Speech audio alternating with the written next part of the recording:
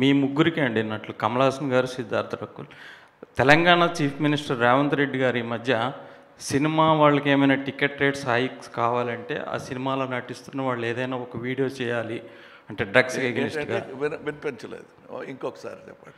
Telangana chief minister Revanth Reddy గారు cinema tickets hike ఏమైనా కావాలంటే ఆ సినిమాలో నటిస్తున్న వాళ్ళు కానీ ఏమైనా సోషల్ అవేర్నెస్ ఒక వీడియో చేసి పెట్టాలి అని అన్నారు. ఎగ్నిస్ట్ డ్రగ్స్ ఏదైనా సోషల్ అవేర్నెస్.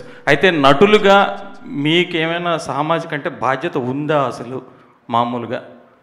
సార్, నా పేరు సిద్ధార్థ్ అండి. నేను క్రితం 20 years నుంచి తెలుగు ప్రేక్షకుల ముందు వస్తున్నాను.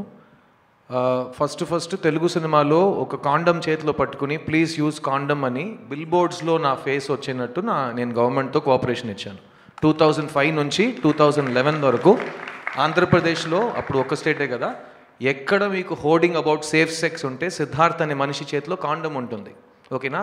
ఆ బాధ్యత నా బాధ్యత. ఒక చీఫ్ మినిస్టర్ చెప్పి ఆ బాధ్యత నాకు రాదు. అట్లాగే ఒక యాక్టర్కి బాధ్యత ముందు నుంచి ఉందా అని ప్రశ్నానికి నేను నో కమెంట్స్ అని చెప్పాలి, ఎందుకంటే అది ప్రశ్నానికి నాకు ఐ డోంట్ అండర్స్టాండ్ ఇట్.